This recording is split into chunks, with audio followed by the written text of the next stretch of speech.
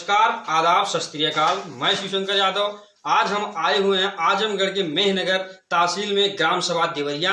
आज हमारे साथ एक ऐसे शख्स मौजूद हैं जिनसे मैं रूबरू करवाऊंगा। एक सामाजिक सेवा में इनका पूरा सहयोग रहा है। आइए मैं इनसे बात करवाता हूं और इनसे इनके बारे में जानता हूं। प्रधान जी, आपका नाम? अदालत सरोज। मैं पकड़ा हूँ, ठीक है। प्रधान जी, आपका नाम?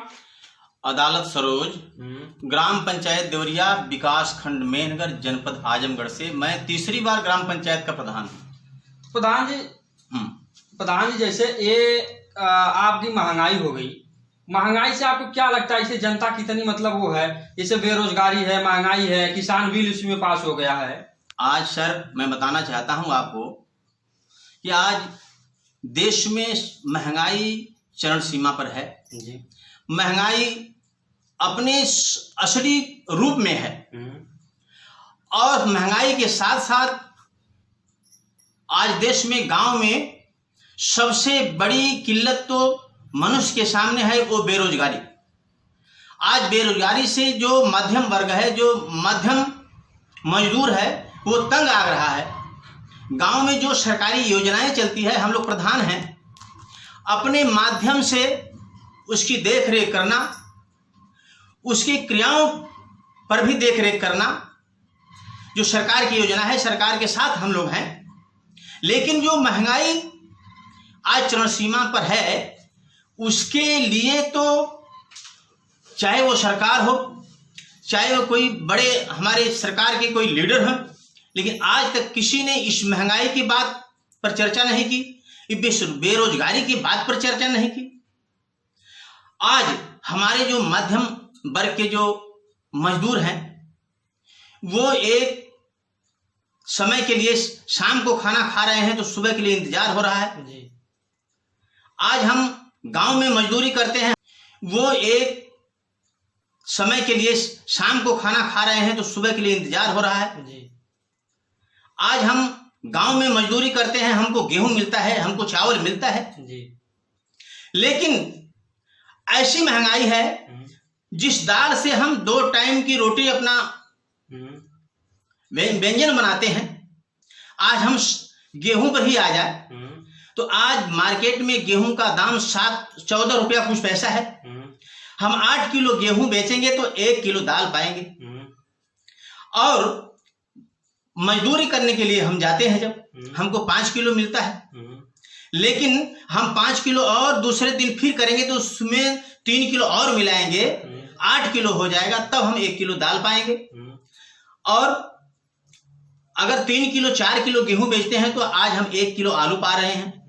ऐसी परिस्थिति में हम जो गरीब हैं, हम लोगों का जीना बहुत मुश्किल से चल रहा है और इसके लिए दिन रात हम लोग विचार कर रहे हैं कि आखिर ऐसी समय कैसे कटेगी और यह समय कैसे जाएगी, इस पर कोई विचार नहीं हो रहा है। गांव में जहां तक बात है नाली की, खड़ंजे की और रोजगार देने की, हम लोग तत्पर हैं। नरेगा से काम कराने के लिए मजदूरों को काम दिया जाता है और निधि के द्वारा जो काम दिया जा रहा है, हम छोटे मोटे काम देकर के उनके रोजी रोजगार का कार्य कर रहे हैं। लेकिन जो मूलभूत सुविधा है वो इस गरीबी से और इस जो है महंगाई से उनकी कमर टूट रही है। वो आज अपने परिवार में, अपने घर में, अपने बच्चे को, अपने भाई को, अपने पति को और अपने पोते को अगर कहीं कोई इलाज के लिए होता है तो आज वो सोच रहे हैं कि हम 10 रुपया या उसको 100 रुपया 50 रुपया लगना है तो किस तरह से उसकी इलाज कराएं। उनके परिवार में उसका बच्चा बगैर दवा की दम तोड़ दे रहा है और एक जैसे सरकार को देखेगा, अपनी क्रिया को कर रहा है, लेकिन पहुंचते पहुंचते भी कहीं ना कहीं कुछ न कुछ हो ही जाता है। ऐसी परिस्थिति में जो महंगाई हमारी है वो सबसे कमर तोड़ महंगाई है। हम कभी किसी समय सोचा करते थे, 5-6 साल पहले पीछे सोच रहे थे, जब 20 रुपया किलो आलू हो जाता था मार्केट में, हाहाकार मच जाता था कि 20 रुपया किलो मार्केट में आलू बिक रहा है, भाई तो बहुत महंगाई हो गई। लेकिन आज मार्केट में 40 रुपया किलो आलू बिक रहा है। 120 रुपया किलो अरहर की दाल बिक रही है, 80-85 रुपया किलो मटर की दाल बिक रही है। और यही जो चीज है, यही गरीब का एक छोटा सा भोजन है, जिसमें इस भोजन में भी आज ना लाले पड़े हुए हैं कि किस तरह से हम उसको लाएं, अपने परिवार को चलाएं। हम लोगों को बार बार गरीबों के झोपड़ी में जाके, उनके घर में जाके पूछना पड़ता है कि आप लोगों के पास क्या है। दवा के लिए पैसे है, दाल के लिए पैसे है, सब्जी के लिए पैसे है, काम नहीं चल रहा है। ऐसी परिस्थितियों में प्रधान और मेंबर महोदय जो लोग इच्छुक हैं, वो जा करके घरों से ये बात पूछना शुरू कर दिए हैं कि कैसे चल रहा है, किस तरह की आपकी व्यवस्था है। ऐसे में आज जो बेरोजगारी है वो चरम सीमा पर है।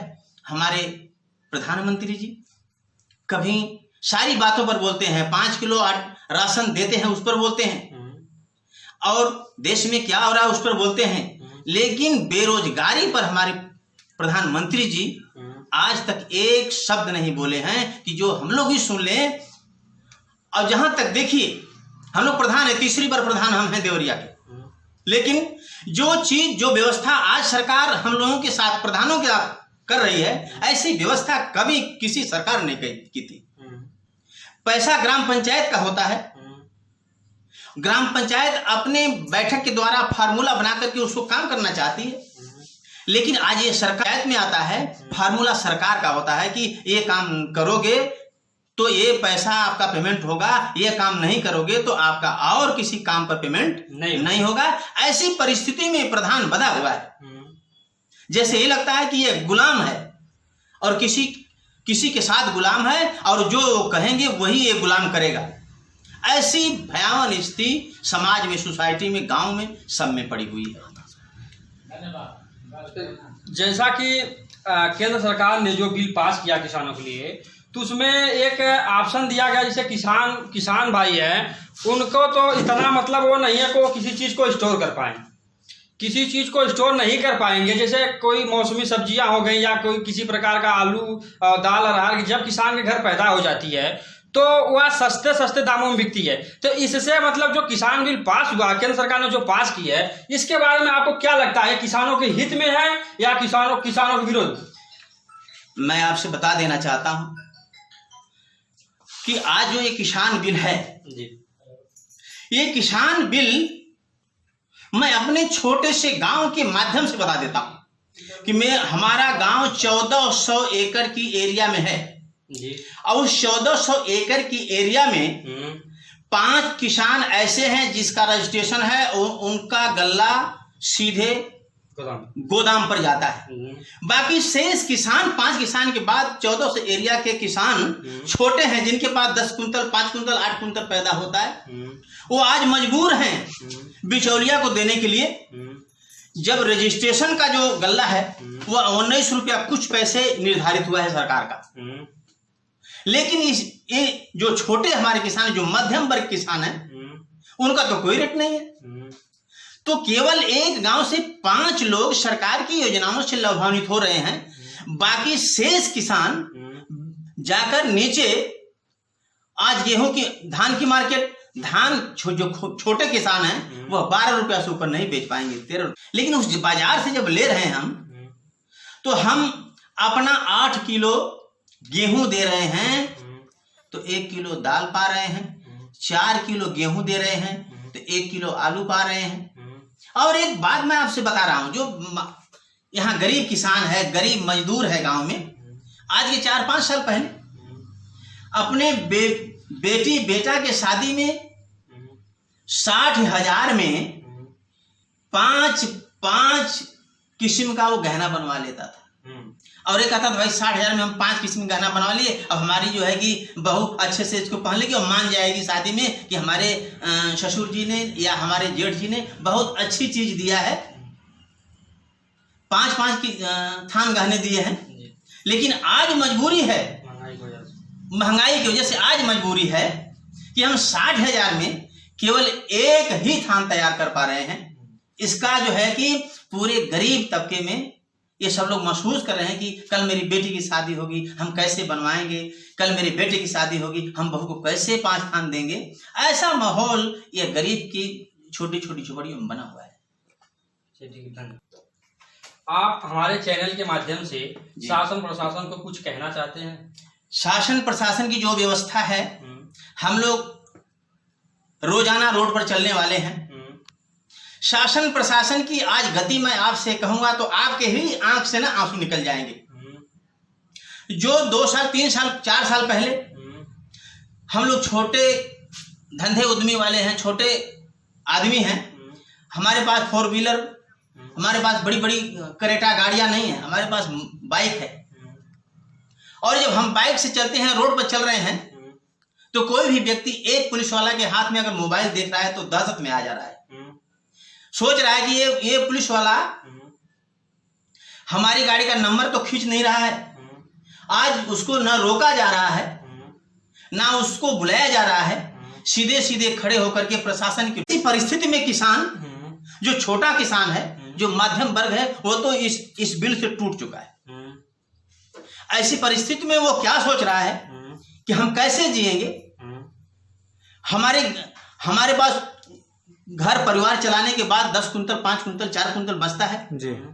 इसको हम किस रूप में दें, कैसे हम करें, इस चीज पर, इस बिंदु पर आज छोटा किसान, माध्यम किसान विचार कर रहा है। जो प्रधानमंत्री जी ने बिल, केंद्रीय व्यवस्था ने जो बिल पास की है, उस केंद्रीय व्यवस्था की बिल से केवल मेरे गांव के 5 किसान लाभान्वित हैं, जिनका रजिस्ट्रेशन, जिनका गल्ला जो है कि केंद्रों पर जाता है।